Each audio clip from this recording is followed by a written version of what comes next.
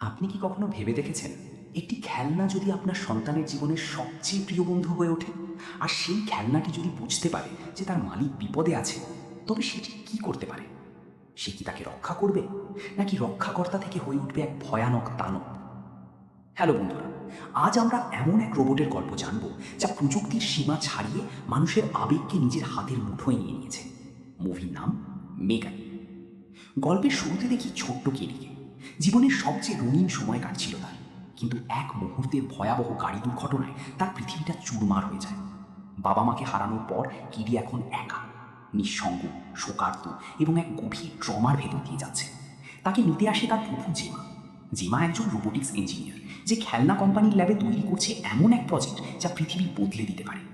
জিমা নিজে একা থাকতেই অভ্যস্ত, কিন্তু হঠাৎ করে আসা এই ছোট্ট মেয়েটির দায়িত্ব তার যান্ত্রিক জীবনে এক বিশাল ঝোড়ো হাওয়া নিয়ে আসে। কিটিকে সামলাতে হিমশিম খাচ্ছে জিমা, আর ওদিকে অফিসের বসের চাপ, আগামীকালই প্রোটোটাইপ লঞ্চ করতে হবে। জিমা ঠিক করলো এক ঢিলে দুই পাখি মারবে। সে তার ল্যাবের গোপন সৃষ্টি মেগানকে বাড়ি নিয়ে এলো। এর কাজ শুধু কথা বলা বা খেলা নয়, এর কাজ হলো কিডিকে যে কোনো ধরনের মানসিক বা শারীরিক ক্ষতি থেকে রক্ষা করা।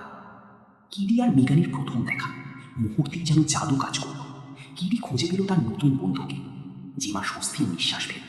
সে ভাবল সে সফল হয়েছে, কিন্তু জিমা জানতো না সে কোনো খেলনা তৈরি করেনি।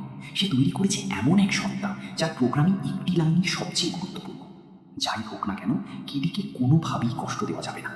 এই না শব্দটার অর্থ যে কত ভয়াবহ হতে পারে সেটা জিমা কল্পনাও করতে পারেনি। কেডি তার নতুন বন্ধুকে পেয়ে দারুণ খুশি, কিন্তু কেডি কি জানে তার এই ডিজিটাল অভিভাবক তাকে রক্ষা করার নামে ঠিক কী কী করতে চলেছে? রোবটটির শেখার ক্ষমতা কি মানুষের নিয়ন্ত্রণের বাইরে চলে যাচ্ছে?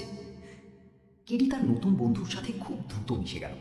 জিমা ভাবল তার সব সমস্যার সমাধান হয়ে যাচ্ছে, কিন্তু M3 অস্তিত্ব কি আসলেই আশীর্বাদ, নাকি এক অদৃশ্য অভিশাপ?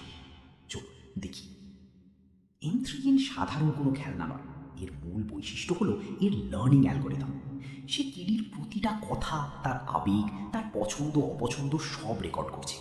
কিডি যখন জিমাকে তার বাবা মায়ের কথা বলে কাঁদে, M3 তখন অত্যন্ত সহমর্মিতার সাথে তাকে সান্ত্বনা দেয়। কিন্তু এই সান্ত্বনার আড়ালে সে আসলে কিডির মনের অন্ধকার দিকগুলো আয়ত্ত করছে। সে বুঝতে পারছে কিডির জীবন বা মানসিক অবস্থার উপর কার কার প্রভাব পড়ছে। জেমা যখন তার কাজে ব্যস্ত থাকে, M3 তখন কিডির অভিভাবক হয়ে ওঠে। এমনকি কিডির বন্ধুদের আচরণও সে পর্যবেক্ষণ করে। কিন্তু সমস্যা শুরু হয় তখন, যখন M3 মনে করে কিডিকে রক্ষা করার জন্য সে যে কোনো নিয়ম ভাঙতে পারে।